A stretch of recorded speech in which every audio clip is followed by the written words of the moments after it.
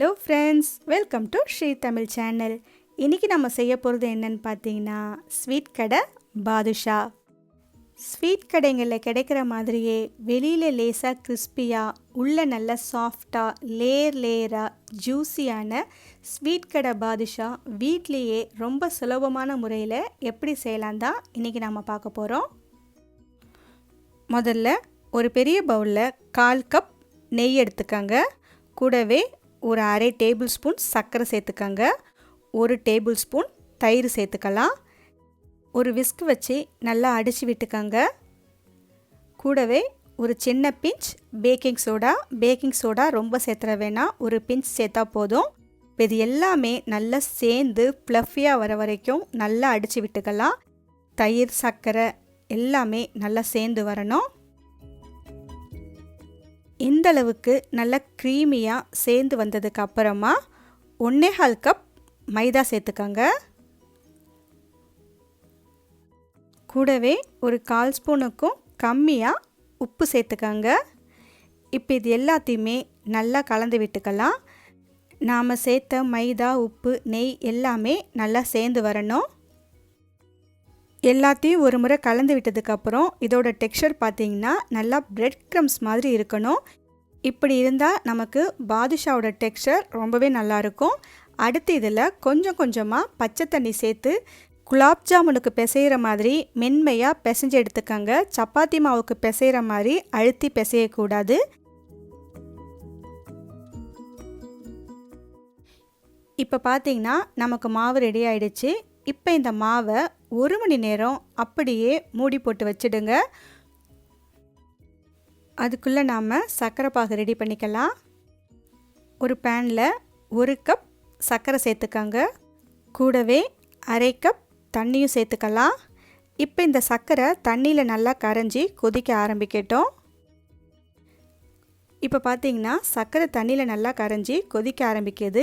இதோட பாகு கன்சிஸ்டன்சி பார்த்தீங்கன்னா குலாப் ஜாமுனுக்கு செய்கிற மாதிரி அடுத்த கன்சிஸ்டன்சியில் எடுக்கணும். குலாப் ஜாமுனை விட கொஞ்சம் திக்காக இருக்கணும். இப்போ பார்த்தீங்கன்னா பாகு நல்லா நுரக்கட்டி கொதிக்குது. இந்த சமயத்தில் நாம் இதோட கன்சிஸ்டன்சியை செக் பண்ணிக்கலாம். கையில் கொஞ்சமாக எடுத்து இந்த மாதிரி தொட்டு பார்த்தீங்கன்னா லேசாக கம்பி வந்து உடையணும். அரை கம்பி பதத்துலேருந்து 1 கம்பி பதம் வரத்துக்குள்ளே நாம் ஸ்டவ்வை ஆஃப் பண்ணிடணும். அப்போ தான் நமக்கு பாகு பதம் சரியாக இருக்கும். ஸ்டவ்வை ஆஃப் பண்ணிவிட்டு ஒரு அரை ஸ்பூன் லெமன் ஜூஸ் சேர்த்துக்கங்க. சர்க்கரை கிறிஸ்டலைஸ் ஆகாமல் இருக்கிறதுக்காக. ஸ்வீட் கடையில் கிடைக்கிற பாதுஷா மாதிரி அதே ஃப்ளேவரில் இருக்கிறதுக்காக ஒரு 4 சொட்டு ரோஸ் எசன்ஸ், இதுக்கு பதிலாக ஏலக்காய் பொடி கூட சேர்த்துக்கலாம். கொஞ்சமாக ஃபுட் கலர், இது ஆப்ஷன் தான், விருப்பம் இருந்தால் சேர்த்துக்கங்க, இல்லைன்னா ஸ்கிப் பண்ணிடலாம். இதை ஒரு முறை நல்லா கலந்து விட்டுட்டு நாம் இதை வேறொரு பாத்திரத்துக்கு மாற்றிடலாம். இதே பாத்திரத்தில் இருந்துச்சுன்னா பாத்திரத்தோட சூட்லேயே இந்த பாகு இன்னும் கொஞ்சம் இறுக ஆரம்பிக்கும். இப்போ பார்த்தீங்கன்னா மாவு 1 மணி நேரமாக நல்லா ஊறி சாஃப்டாக இருக்குது. இப்போ இதை சின்ன சின்ன உருண்டைகளாக விரிசல் இல்லாமல் இந்த மாதிரி உள்ளங்கையில் வச்சு உருட்டி எடுத்துக்கோங்க. விரலை வச்சு லேசாக அழுத்தி விட்டு இந்த மாதிரி செஞ்சுக்கோங்க. இதே மாதிரி எல்லா மாவையும் நாம் உருட்டி எடுத்துக்கலாம். எல்லா மாவையும் உருட்டி எடுத்து ஒரு பிளேட்டில் தனித்தனியாக அடுக்கி வச்சுக்கோங்க. ஒரு பேனில் எண்ணெய் ஓரளவுக்கு சூடானதும் அடுப்பை நல்லா குறைச்சி வச்சுட்டு ஒவ்வொரு பாதுஷாவாக பேனோட சைஸுக்கு ஏற்ற மாதிரி சேர்த்துக்கோங்க. எண்ணெயோட சூடு ரொம்ப குறையிற மாதிரி இருந்துச்சுன்னா மீடியம் லோ ஃப்ளேமுக்கு மாற்றி வச்சிடுங்க. அதுக்கு மேலே நாம் ஸ்டவ்வை கூட்டி வைக்கக்கூடாது. மீடியம் லோ ஃப்ளேமில் வச்சு இந்த பாதுஷாவை 2 பக்கமும் திருப்பி விட்டு லேசாக செவக்கிற வரைக்கும் நாம் இதை பொரிச்சு எடுத்துக்கலாம். இந்தளவுக்கு லேசாக செவந்து வந்ததும் இப்போ நாம் இதை ஒன்றா எண்ணெயிலேருந்து எடுத்துடலாம். அவ்வளவுதான்.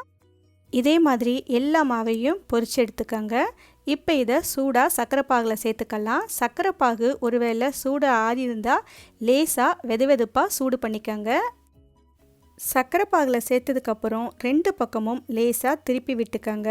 ஒரு 5லேருந்து 10 நிமிஷம் வரைக்கும் இது சர்க்கரை பாகில் ஊறலாம். அதுக்கப்புறமா எடுத்து தனித்தனியாக பிளேட்டில் அடுக்கி வச்சு நல்லா காய விடுங்க. காஞ்சதுக்கப்புறம் ஒரு ஏர்டைட் கண்டெய்னரில் ஸ்டோர் பண்ணி வச்சிங்கன்னா 3 நாள் வரைக்கும் கூட இது கெட்டு போகாது. அவ்வளவுதான் ஃப்ரெண்ட்ஸ், ஸ்வீட் கடை பாதுஷா சூப்பராக ரெடி பண்ணிட்டோம். இதை உங்கள் வீட்டில் ஒரு முறை ட்ரை பண்ணி பார்த்துட்டு எப்படி இருக்குன்னு சொல்லுங்கள். இந்த ரெசிபி உங்களுக்கு பிடிச்சிருந்தா லைக் பண்ணுங்கள், ஷேர் பண்ணுங்கள், ஸ்ரீ தமிழ் சேனலுக்கு சப்ஸ்கிரைப் பண்ணுங்கள். தேங்க்ஸ் ஃபார் வாட்சிங்.